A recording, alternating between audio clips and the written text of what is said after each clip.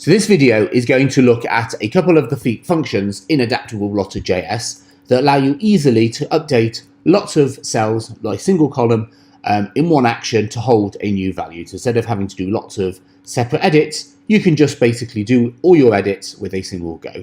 There's two functions that allow you to do that, Smart Edit and Bulk Update, and we'll look at them both. And for this demo, we're using the famous Northwind Orders database. It's a dummy data set that comes from Microsoft. But of course, like all AdaptableBlotter.JS features, they can work on any data set at all. In this case, the only prerequisite is that the columns we're going to work on have to be editable.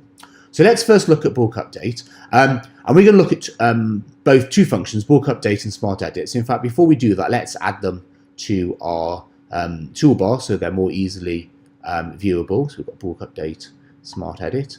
And in fact, let's also add cell validation and column chooser because we're going to use both of those as well. So we've now added those here to our toolbar. And let's start with Bulk Update. So let's imagine a scenario where one of our employees, let's say Laura Callahan, has left and she's been replaced by someone new.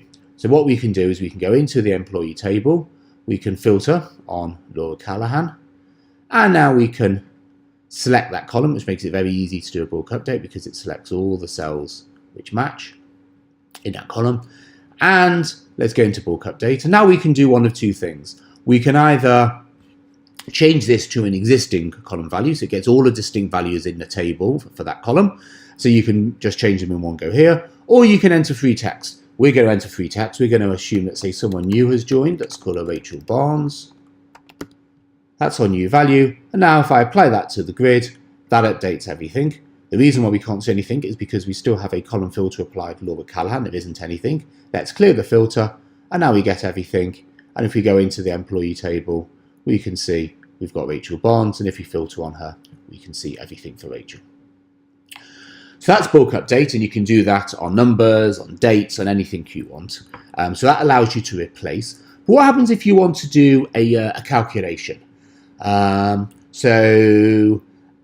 that, you'll use a Smart Edit function. Let's just move, we've got the freight column here. Let's just move it using our column chooser to the top so it's easier to see. So we'll take freight, add it to the top, and now you can see freight is the first column here, and you can also see that our layout has changed to reflect the fact that we've moved some of the columns. So let's imagine we want to say for a particular company, we want to multiply their freight price by 1.5. So let's find what the company is. So a Rattlesnake Canyon company, let's say. So there we are. We've now filtered on that again. Let's select it to make it nice and easy. And this time we're going to do a Smart Edit. So actually we're going to do it on this column here. So you select this column and we go into Smart Edit. And we can do now one of four mathematical operations. So we can add, subtract, multiply, or divide them by amount. In our case, we're going to multiply them. We said we're going to multiply them by 1.5. So now you've got the initial value. This is the new value. I click Apply to Grid. So we see the first one was 4829. The new value is going to be 72435. I apply that, and there we are. You can see it's changed all of those. Let's clear the filters again. Now, what happens though if you've added, say, a validation rule? So let's imagine we have a validation rule that says the freight cannot be more than 200 because for whatever reason we can't allow that. So let's first create the validation rule. And validation rules are basically editing rules that you can apply to make sure that you want the new value to fit into whatever your regulation is. So let's do it for here. Let's say for the column freight. And you've got a choice with validation. You can either prevent the cell edit altogether, or you can show a warning. If you show a warning, it's overridable. Let's keep it simple. We're just going to prevent the edit.